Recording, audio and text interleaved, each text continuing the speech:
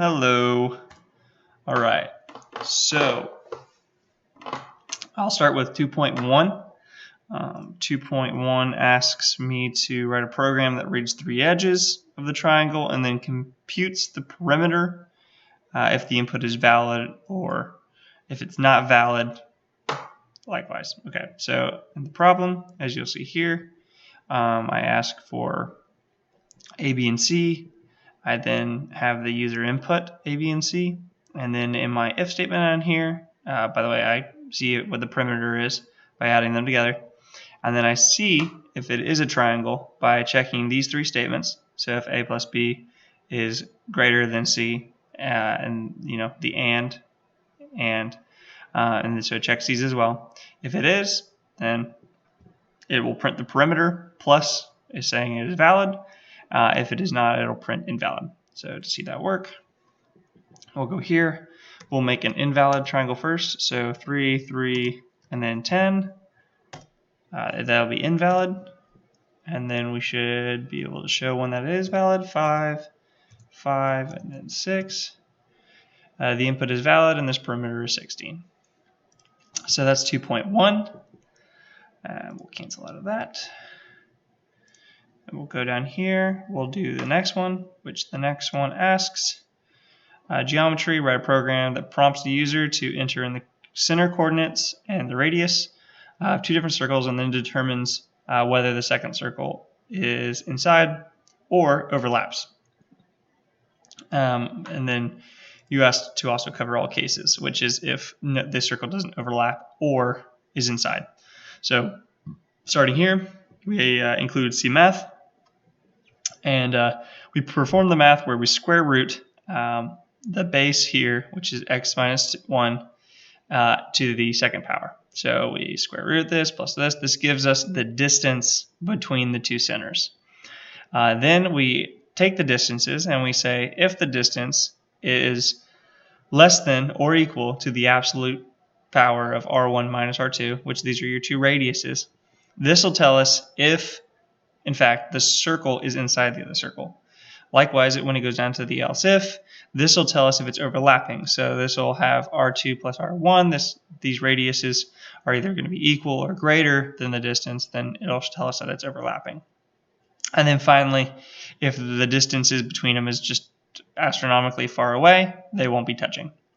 And then that is a void, circle 1. And then down here, to make sure that we're prompting the user to input stuff, we have double, and then we have our variables right here. The variables are declared right here. And then, boom, right here in circle 1, we have all our arguments that are placed in there. To see that run, we'll go here, x1, let's put that at 2, and then we'll put y also at 2, and then we'll make our radius 4, okay? And then for the x, we'll put that at negative 3. We'll put y2 at, let's say, negative 4, and then our radius should be 6. That should be overlapping, and it is. It's overlapping.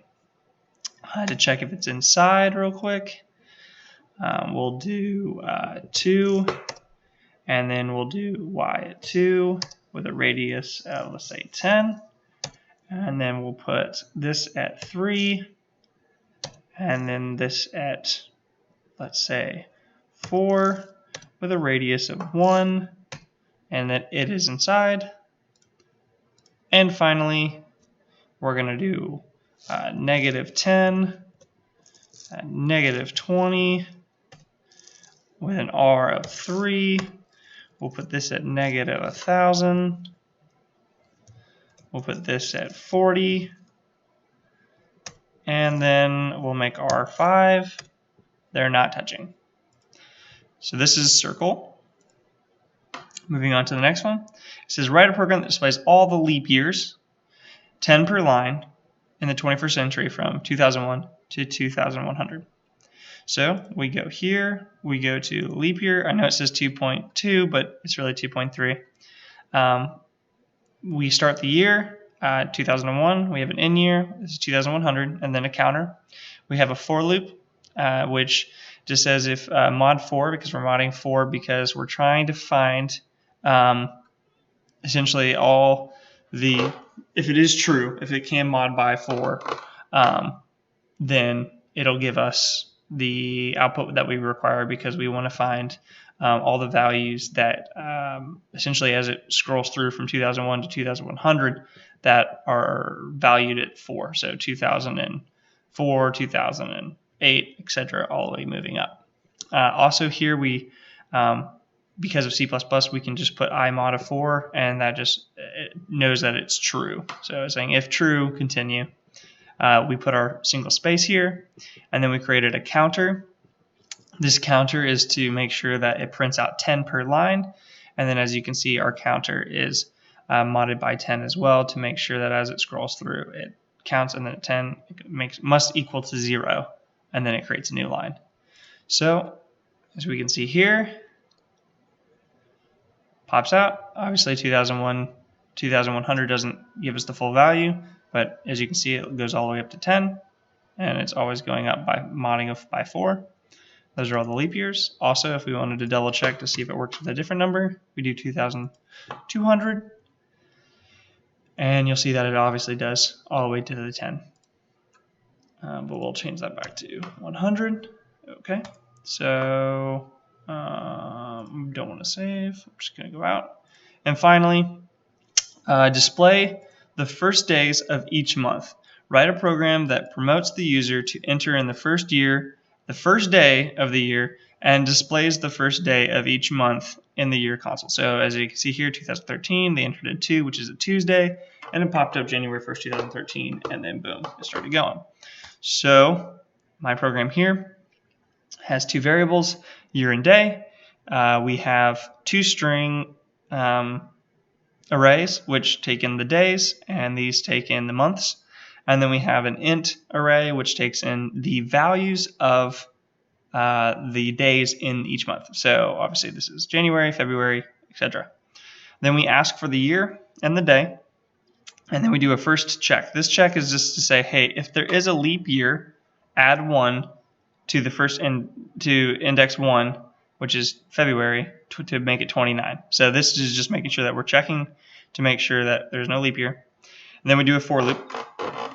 And then the for loop just says, hey, print me out 12 times right here. And I want you to print out the months per I. So it's going to scroll through the months and then print out all those up to 12. And then it's going to add a 1 because 1's consistent for all the months. They always start at 1. And then it's going to print out the year, which whatever year they put in. And then obviously, the string is, and then the days. And so it's going to take the day, which was plugged up here, and then it's going to call it first. So it's going to say, okay, you said 2 here, then this will be 2, and then it'll say, hey, it's Tuesday. But as it begins to scroll through right here, days equal number of days. Number of days begins to scroll through this right here, and as we mod by 7, essentially what we're trying to do is we're trying to add 31, 28, and then continue to add and scroll down to find the next starting day of the month. And so as you can see when we run this,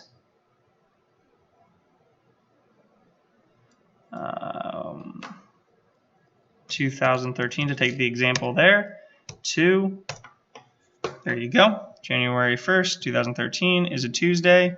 December 1st, 2013 is a Sunday. We'll go to the problem. Is a Sunday.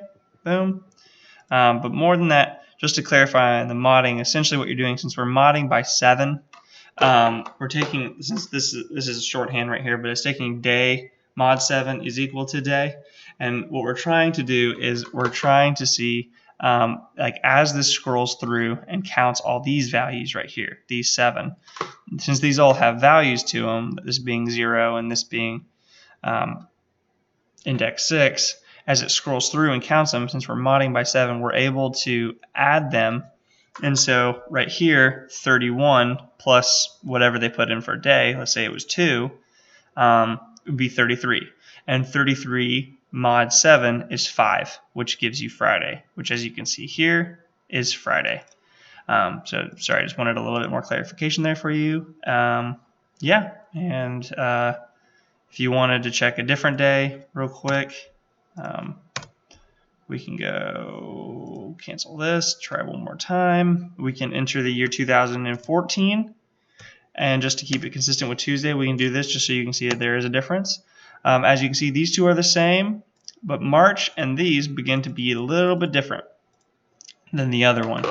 So if you wanted to go back and check that, you can in the video, but essentially that this is just saying, hey, we're checking to make sure that it isn't a leap year. So great. Thank you very much.